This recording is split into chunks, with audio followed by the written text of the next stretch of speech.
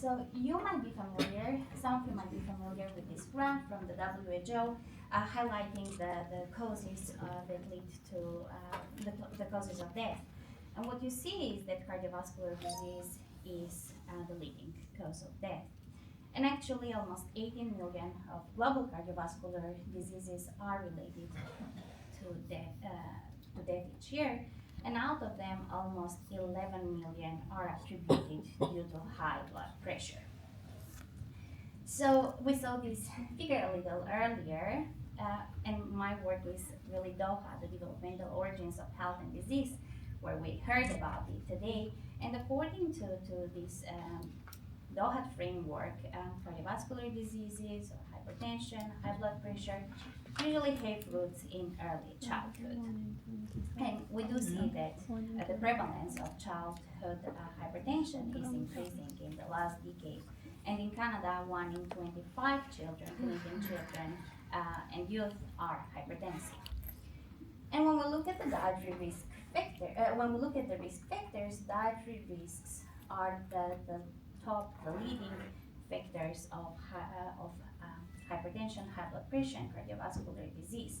But what specifically is included in these dietary risks?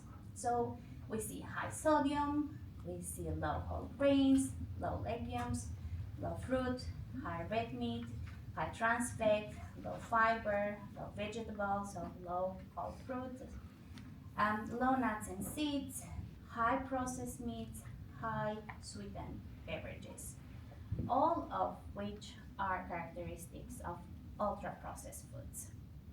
So what are ultra-processed foods? Ultra-processed foods are industrial food items that contain little to no whole foods due to the extensive processing. As you are aware, many of the foods sold in our food markets are heavily processed and industrialized. Industrial processes have improved food safety, extended shelf life, and ensured food security in areas where access to whole foods is not possible. However, on the flip side, some of these processing techniques, they fundamentally change the nature of the structure of the foods and can hike up energy density, but also leave out important nutrients due to processing. Ultra-processed foods have become a staple in the household. And in this graph that shows the global volumes of sales from 2002 to 2016, we note two main things. Firstly, there is no decrease, and there is no tendency in decreasing the global volume of sales of ultra-processed foods. And secondly, we see that the highest volumes of sales are in North America, Australia, and Western Europe. And when we look at ultra-processed food intakes in these regions, what is concerning is that children and adolescents, they have the highest consumption of ultra-processed foods. For example, in UK, 77% of daily energy intake, daily kilocalories, come for children and adolescents comes from ultra-processed foods and is higher compared to adults. And the values are higher as well in Canada and in the United States. We recently published, this work was led from a PhD student in my team. We published data from the Canadian Child Cohort Study on ultra-processed food consumption and obesity development.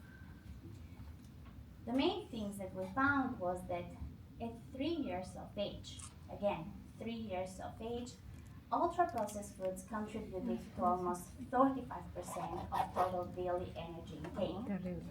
High ultra-processed food intake was associated with higher BMI-Z scores, waist-to-height ratio, and subscapular and tricep skin fold thickness, and also it was associated with 20% higher odds of living with overweight or obesity, primarily in males.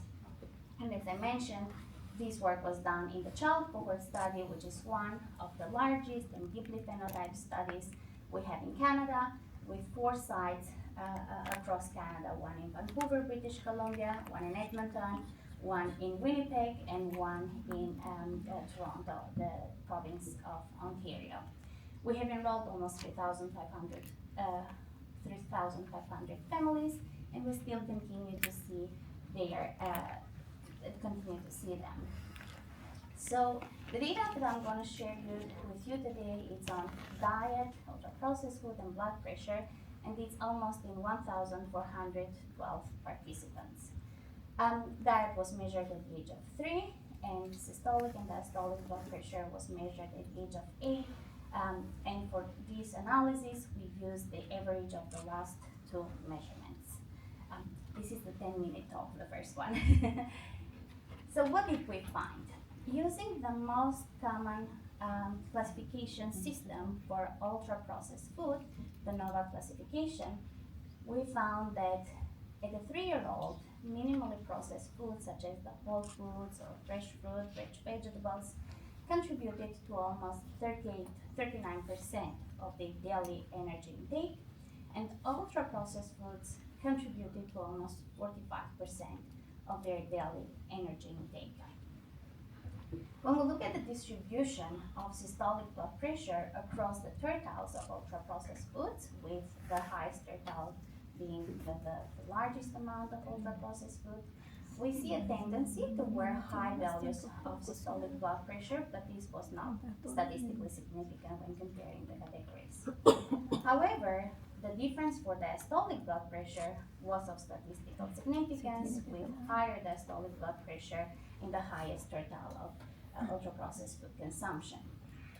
Taking this analysis further into regression analysis, here we did mixed linear effect models, accounting for many potential prenatal, birth, and early childhood vectors, we did not find any association between ultra-processed food intake and systolic blood pressure.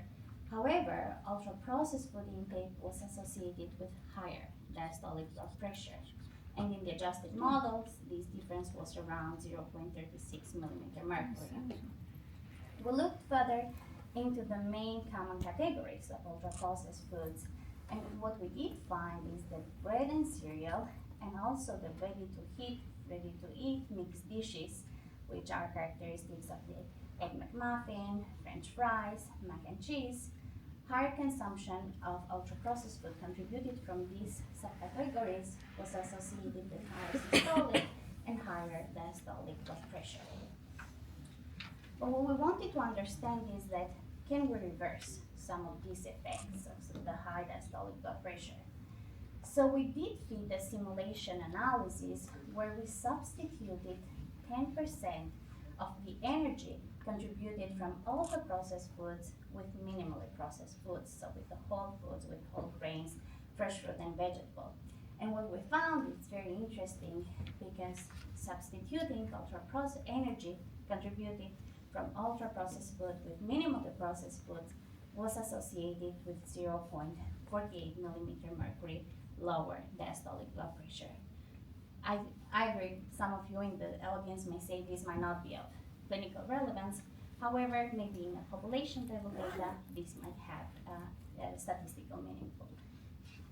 So these findings, and also policy intervention previously in Chile, and Dr. Craig mentioned earlier policy intervention in South Africa, where we already see reduction on the main nutrients of concern: sugar, sodium, energy, the prevalence of obesity, and the cost related to a healthier cost, is promising in terms of reducing the burden of ultra-processed foods. So in summary, ultra-processed foods consumption is high, and they are associated with higher diastolic blood pressure. Thank you. Thank you. So we have time for one quick comment or question, or we could